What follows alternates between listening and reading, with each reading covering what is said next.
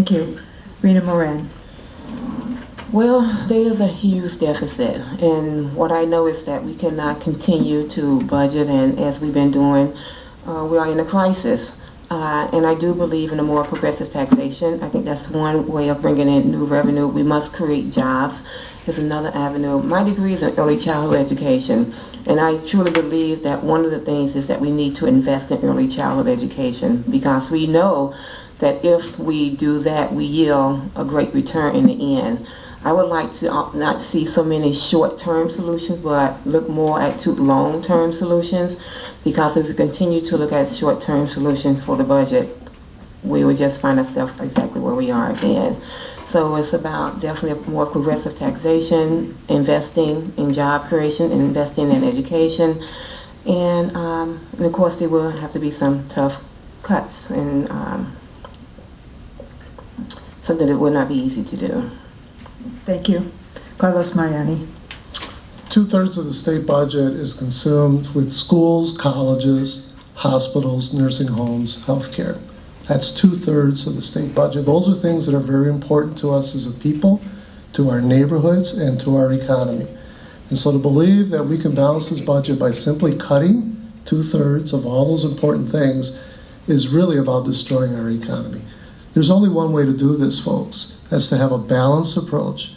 You do short-term across-the-board cuts. You try to get back to where you need to be over the medium term and the long term, and you raise taxes fairly and progressively. That's the only way to do it in order to keep a healthy and strong Minnesota. Thank you. Jamie Delton. Thank you, Linda.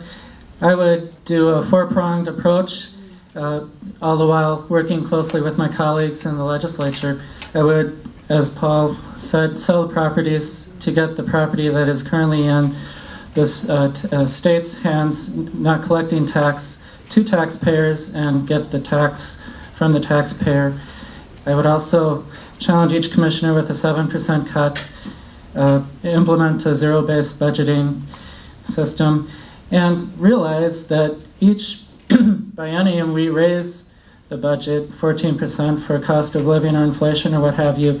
Each percent is about $340 million. So realize that when a lot of times people mention cuts, they are mentioning cutting the scheduled increase, which is a fairly generous increase, which you don't see in the private sector too much.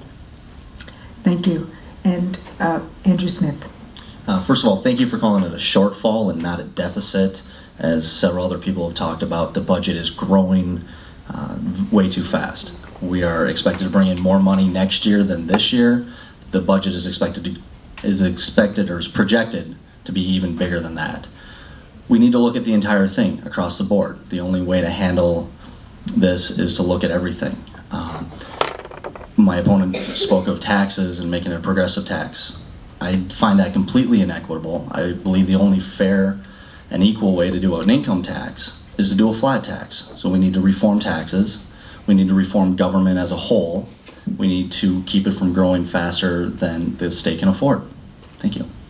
Thank you. With this next question, we'll start with Paul Holmgren.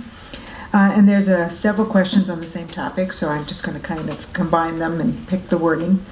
A lot of concern about jobs.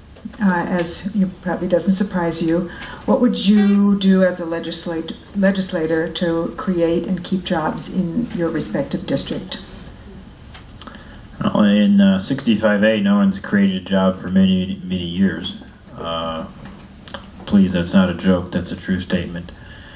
First thing we need to do is we need to reduce regulations on property and on employers, and make it so they can move into 65A and build buildings that either are non-existent or have been destroyed. So we have to build new property, and then we have to have a going concern that can go into those properties. The state cannot do that. That is only done by the state getting out of the way and letting entrepreneurs and people who are willing to invest in the state and in the people of the state to do what they do best and find new ways to make money. Thank you. Thank you. Rena Moran.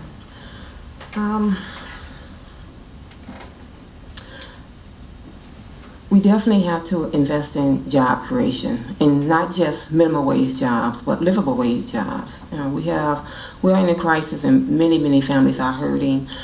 They have lost jobs, they have lost homes, they have lost hope. So we must begin by creating jobs and investing in infrastructures. I think that's a way to begin to expand Minnesota industries and growing small businesses, but we definitely must invest in that. And again, we must educate our workforce. Thank you. Carlos Mariani. I concur that educating your workforce, educating your people is the long-term investment. And uneducated people are people who don't create businesses, who don't wind up with high-skilled jobs, who don't attract folks who are going to create high-skilled industries. So we have to continue to make that long-term investment. Government has the ability to issue bonds. We've done it for generations. Our great-grandparents did that. Bonds are a long-term way for us to build infrastructure, to rebuild our infrastructure, which we need to do. We need to rebuild. We need to build a green infrastructure in our state. By doing that, we wind up putting people, high-skilled people, to work to build those infrastructure mechanisms. We can do that through our power in state government in issuing long-term bonds. Thank you. Jamie Delton. Thank you. Bonds are not a solution for jobs.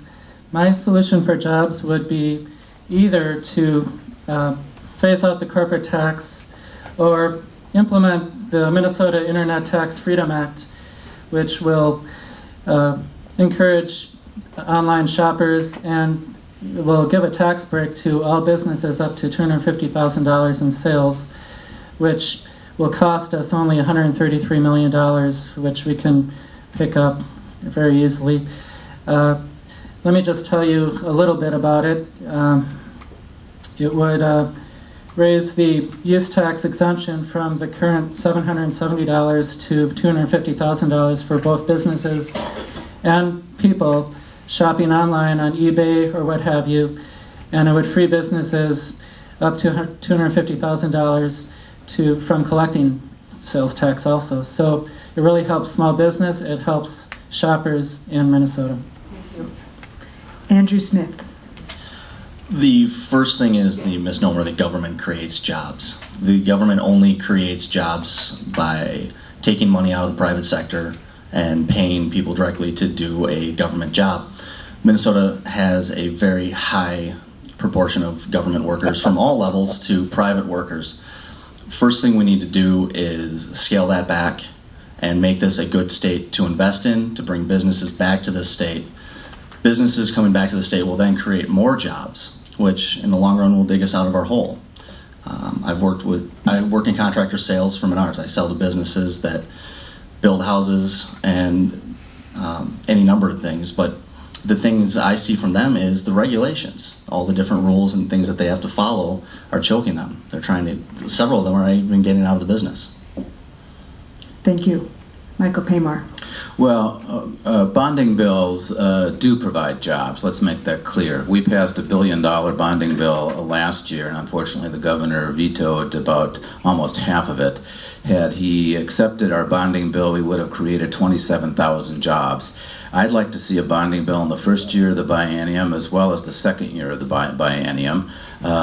It's not just job creation. This is infrastructure improvement that's terribly important to the state of Minnesota.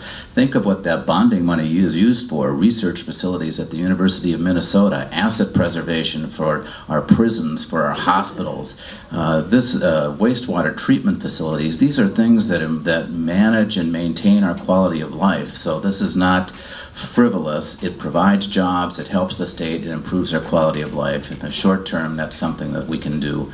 And there are a number of things relative to credits that we already passed last year, like the angel investment credit for high-tech startups and research and development credits. We can do similar things in the next legislative session. Thank you. So now I forgot to do the first question, so I apologize.